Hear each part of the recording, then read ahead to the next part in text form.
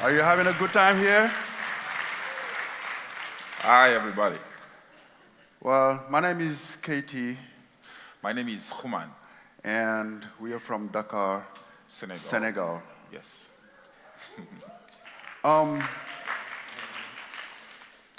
When it comes to balancing power and information, Senegal has very deep issues. And we, as Journal Rappé, are part of the solution. Yes, for sure. But what exactly is power in Senegal? Power in Senegal is represented by political groups, media, religion, and culture. When it comes to politics, we've got 250 political parties for a population of 13 million. So Now there is a problem, right? it's the largest. 250 political parties for 13 million Senegalese people. That's a world record. World record there. All right? So, and those political parties, like you might think that they advocate for different ideas, but actually they're not. They're all defending the same causes, the same ideas. And at the end of the day, they can all be reduced into two main groups, socialists and liberals. Now, we are independent since 1960. Since 1960, we've had 4 presidents, and with terms in office varying from 10 years to 22 years. Which means that a political career in Senegal is still one of the most profitable. It really is one of the most profitable. For example, you've had politicians who served our 4 presidents all together, regardless of the ideological differences. They've served all of them. That's great.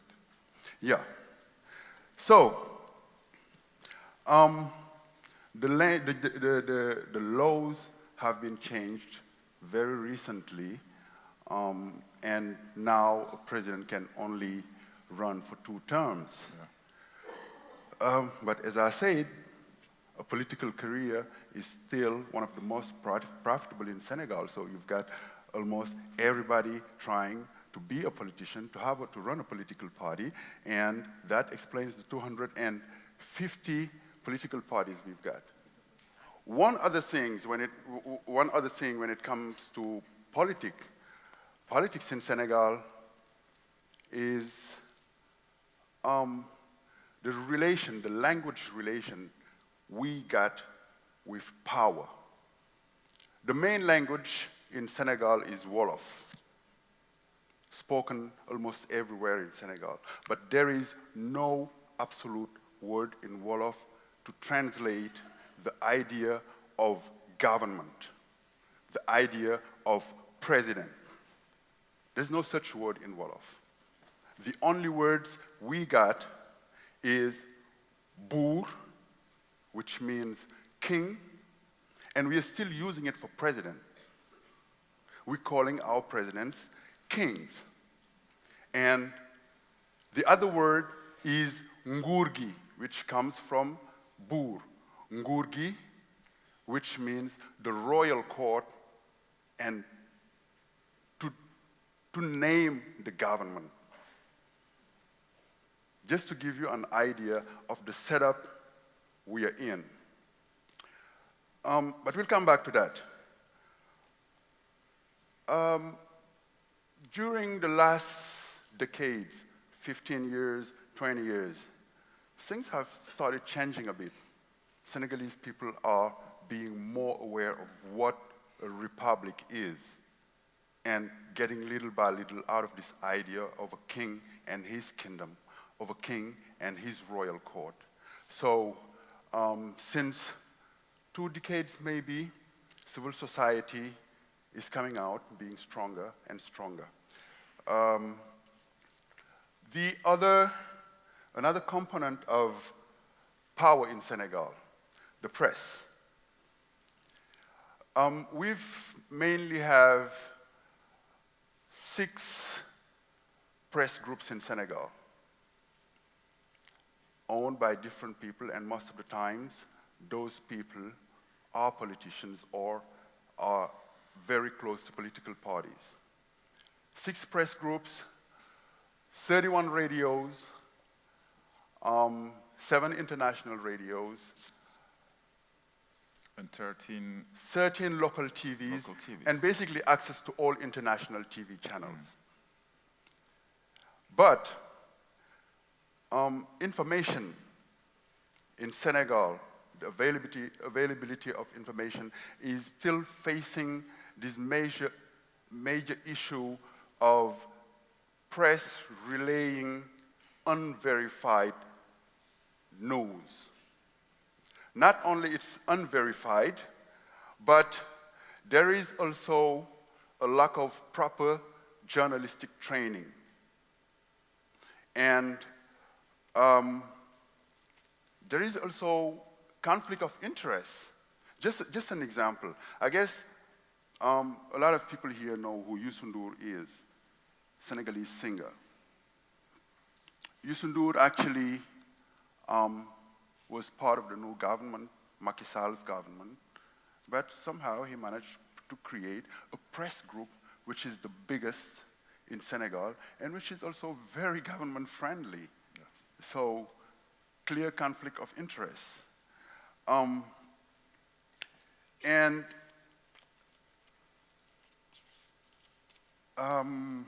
Sorry. Or the power maybe in Senegal. Yeah. Except the press. The press. We've also got religion. Yeah. Religion is in the center of everything in Senegal, and its symbols are really visible everywhere you go, in every aspects in our life, our daily life. We are 92% of Muslims, and the remaining 8% is Christian, but actually we are 100% pagans. Anyway. So you know, the Islam in Senegal is really some particularity in Islam. The Islam in Senegal is what we call the brotherhoods. So these brotherhoods, they are promoting a very peaceful Islam and interreligious dialogues. For instance, Léopold Sédar Senghor, a Christian who has been elected the first president of the country, has the support of the brotherhoods to the detriment of his Muslim opponent. Anyway, but you know, during political campaigns or after elections, candidates or elected officials always seek endorsement for religious leaders in order to get votes. So that's the other power we have in Senegal, that's religion. And the other power we have in Senegal is called tradition. Culture, in terms of power, reside more in ethnic groups. In Senegal, is mainly composed of 10 large ethnic groups. Which is quite acceptable, yeah, compared to other countries. Like Cameroon, for example, where you have 250 ethnic groups. Yeah. In Senegal, we're only 10. And for instance, Le Grand Serigne de Dakar, this man you've seen here, have the support of the Lebu group. The Lebu group, there are some community of fishermen in the West. And our actual president is supported a lot by what we call the Alpulaar community, his own ethnic group, originally from the north of the country. So these are some powers in Senegal. And yeah, now what we got to do is just to reclaim. Who's reclaiming the power in Senegal? But before reclaiming the power, we just got to make it clear that all of the 4 entities we talked about here are closely working together, yeah, when it comes to power in Senegal. Politics, media, religion, and culture. Yeah. But here we are, reclaiming power. because the configuration of the country has changed. And more people are very aware now that the real power belongs to the people, that government officials are elected by and for the people. Yeah. So, since the 80s actually, there have been different movements using music, using sports or environment, who are just trying to empower the Senegalese youth and put forth the idea of a new citizenship. Yeah. And there is also a sort of boom when it comes to social network, because internet is getting bigger and bigger in Africa, in Senegal. And it just created a sort of boom, a social network boom, and redefining actually what an activist is. So you've got a lot of bloggers, for example, in Senegal, talking about crucial issues related to development, related to good governance, related to democracy, social justice. There are also lots of Facebook groups, or recently what is happening is lots of politicians are now going on social networks, being present on social networks, just creating interactive profiles where they can talk to people, answer to questions. And even the government institutions are now present on Facebook or Twitter. And part of reclaiming the power was also done by the hip-hop community, which we are from. And after 2012, and the whole Y'en a Marre movement is a movement that was created by a group of 5 rappers and 2 journalists. And actually, they prevented Abdoulaye Wade during the election of 2000 to run or to have a 3rd term, basically.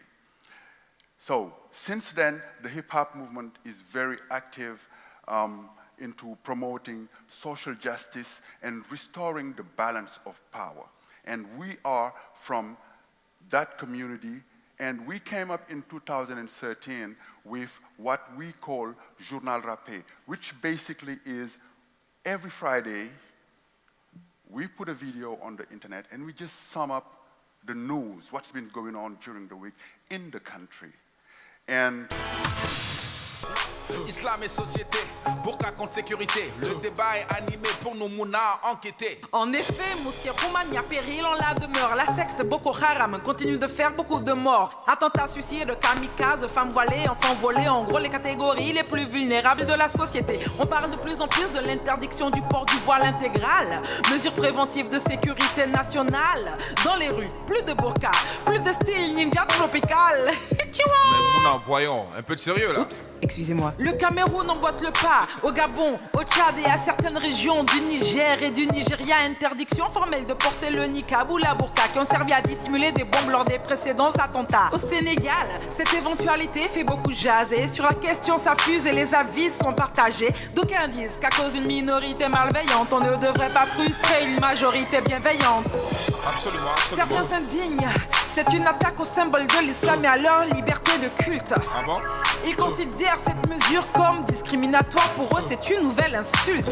Pour d'autres encore, la burqa ne serait pas une prescription de la religion, l'aurait emprunté à d'autres traditions. Pour moi, toute mesure doit nous unir et non nous diviser. Restons vigilants, mais il ne faut surtout pas stigmatiser. Merci. Les morts ne se comptent plus par centaines, mais par milliers. Sur la route de l'immigration clandestine, on est familier avec ces images de corps sans vie, vomis par l'océan, autant de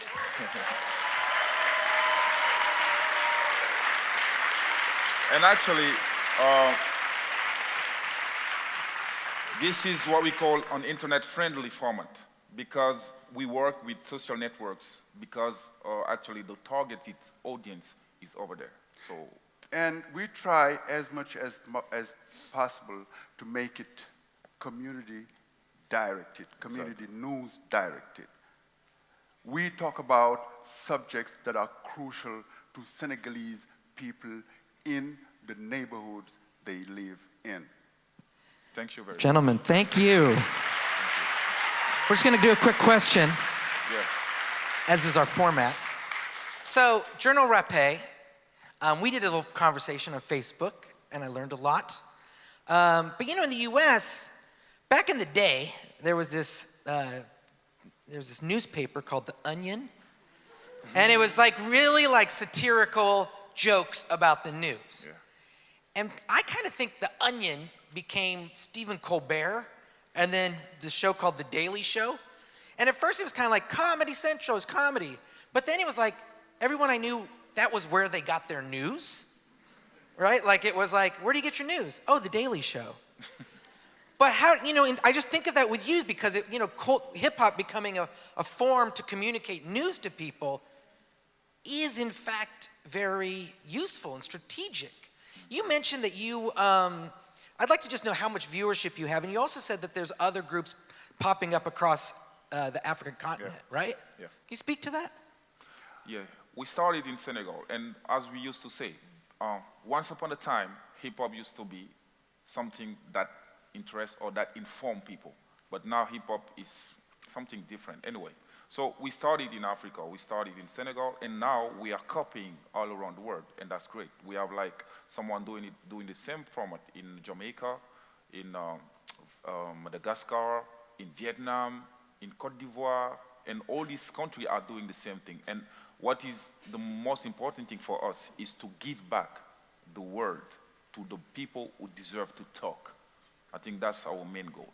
Yeah. Because we also got to say that we're not trying to have a patent on this.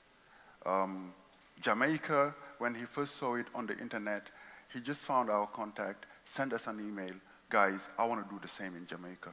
And we were like, okay, go on. So, and we even gave him the formula. How many people you need, who do you need? Because this internet is an open door to the rest of the world for countries like ours. Yeah. And everything our governments are trying to block in reality, we can put on the internet for the world to see. Yeah. And this is exactly what Journal Rappé is doing in Madagascar, in Mauritania, where it exists also, in Uganda, Jamaica, Cote d'Ivoire, and we want all African countries to get in and have their own Journal Rappé. Thanks, gentlemen. I should also say, these guys, you know, because it's a summit, we're all together, feel free to talk to them. You know, it's like, it's important to just meet and start networking because you can do this here or wherever, and it's important to have these moments, right? So people can just corner you and start getting information out of you. All right, thank you. Thank you, guys.